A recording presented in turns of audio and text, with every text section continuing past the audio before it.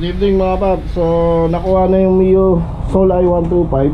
Okay na, tumahimik na siya. Goods naman lahat. Okay na yung may-ari. So nakalis na. Ang gagawin naman natin ngayon yung Click 150i. Natapos na yung front shock. Pinalitan ko din siya ng bearing kasi durog na yung bearing niya.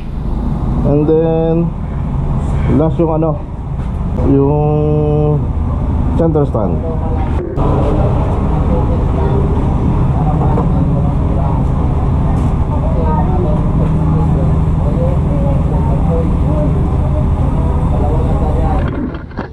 So ganito siya katigas. Matigas yung kanyang center stand. Hindi mapihit kahit sip gamitan ng paa. Ang hirap i-center. So pinapalinis niya. Ang gagawin natin na ang gagamitin natin panlinis, Pioneer RC1 lubricating spray. So simulan na natin.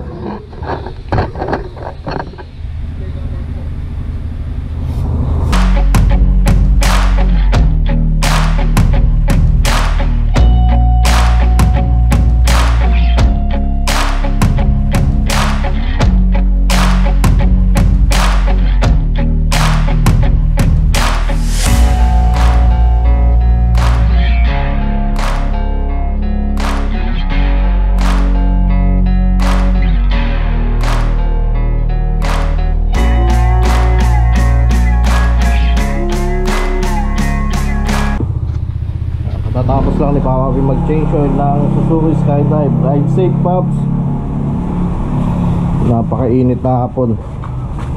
So ginagawa natin ngayon itong SYM na nawala ng supply yung power, nawala ng power o nawala ng kuryente yung primary coil. So pinalitan ni Papa ng stator yan. Then ang ginagawa ko naman ngayon ay itong click. Napagod na akong magpalambot nitong sa center stand. Matigas pa rin pero medyo nagagalaw na. Then gusto ni Sir o ni Pops na palinis yung kanyang magneto. Nabaklas ko na yung radiator. Nandito sa lababo yung kanyang radiator. Maya lilinisin natin yan. And then babaklasin natin tong magneto, yung 3 bolt, then yung magneto.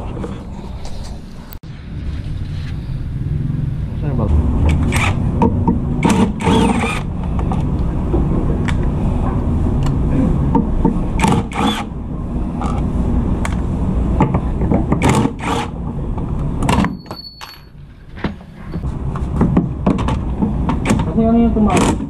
Bakit? Kanina pa daw umaga yun.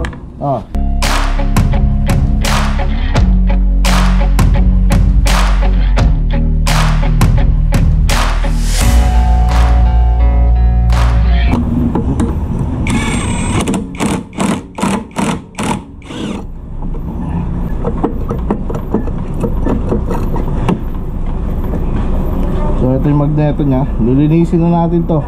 Tapos papabili tayo ng high temp na pintura para mapinturahan natin to.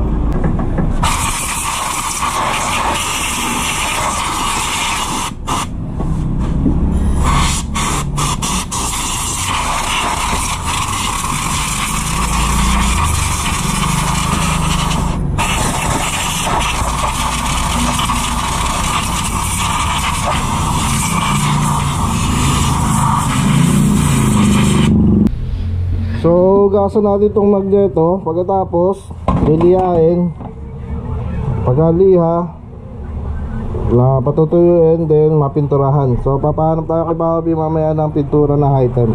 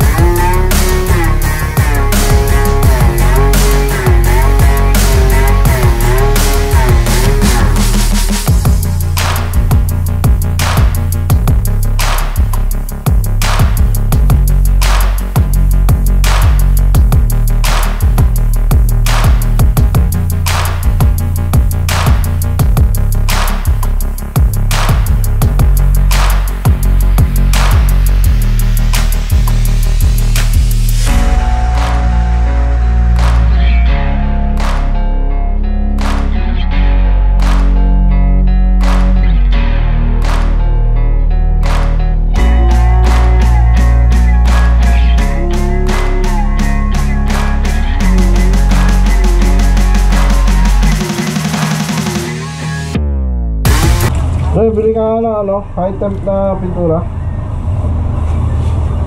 Anong kulay? Dito ako ah.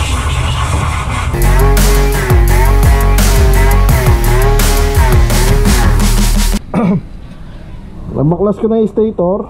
Palilinisin natin yan. Saka itong likod ng stator. Yun na, pinapatuyo ko na lang yung ano, yung tawag dito, magneto. Mamaya sprayan natin ng pintura. Nilihan na rin natin yan para dumikit yung high temp na paint o high temp na pintura.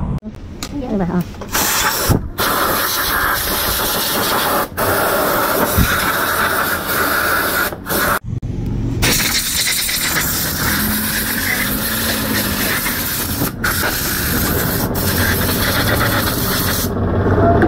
Ito yung ginamit nating high temp na paint, spray paint para sa magneto nya.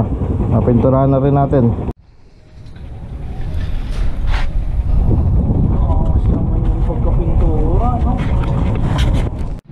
So natapos na natin yung problema ng SYM. Pinunta ng stator ni Papa P sa rewiring. Then nagyan ng female terminal yung pinaka primary wire para sa Pinatong lang ano para talaga matira. Tawag dito sa ignition coil. Then balik ako rito sa Honda Click.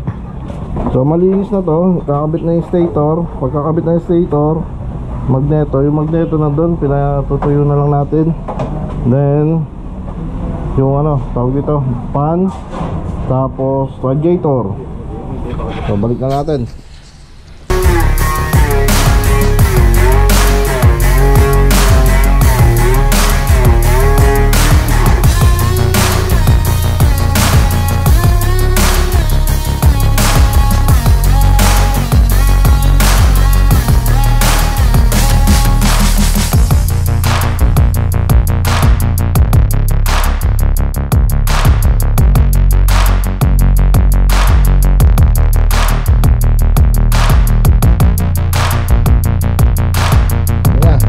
Natin yung stator, tignan natin kung tuyo na yung magneto, tapos kabit natin.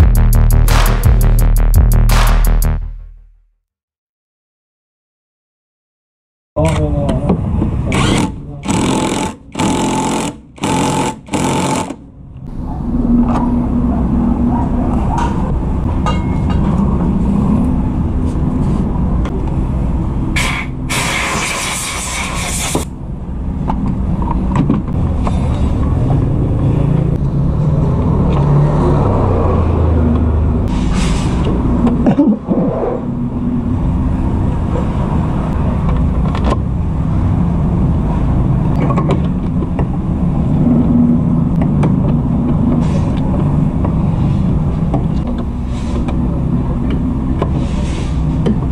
Kabit na natin yung radiator, pati yung mga hose.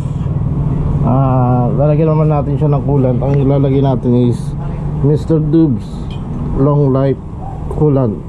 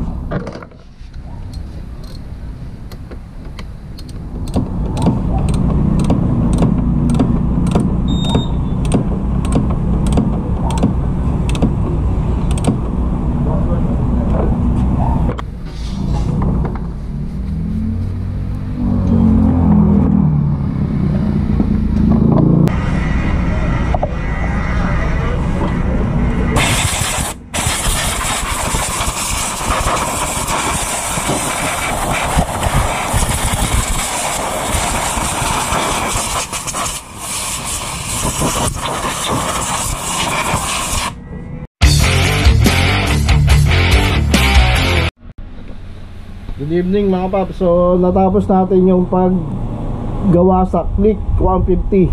Na una natin ginawa ay front shock, and then bearing sa front din, Tapos center stand, di natin masyadong naluwagan yung center stand kasi ang tigas, natakot naman kaming pukpukin kasi medyo matigas nga, saka parang ano, parang mabibiyak yung sa may engine niya, kaya medyo mahirap hanapan nyo kasi unang-una nandun yung engine number. Kaya hindi ko tinuloy yung pagpukpok. Yun na lang, binutasan namin yung center stand, binutasan ko lang pala, and then doon ko nisprayan ng ano, RC1 Pioneer. Medyo gumalaw naman siya ng konti, namumove na siya, naangat na. Kaya lang kailangan tulungan pa rin, kasi tulungan na iangat ng paa para umangat ng todo yung center stand. And then pagkatapos nilinis natin yung magneto, kinulayan. And then puro kalawang din yun. Then pinalitan natin ang coolant. Ang coolant pala na nilagay natin ay Mr. Dubs engine coolant, radiator coolant, engine coolant. Okay, ulitin natin. Ang nilagay pala natin coolant ay Mr. Dubs radiator coolant. So ready to use na yung coolant natin. Then marami tayong ginawa eh. Okay na rin yung SY. Mamaya i-message ko siya kung nakahuwi ba. Na yun naman problema yung stator. Buti nakabili siya ng stator.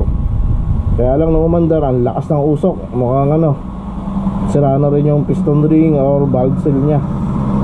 Tapos yung mga change oil natin na click na RS8 ang gamit, SkyDrive RS8 din. Tapos bukas may delivery tayo Shell. Magkakaroon tayo uli ng Shell na may libreng gear oil. Kaya maganda, bukas sabahan natin. And yun na lang mga paps, kami magsasarado na. Maraming salamat and ride safe.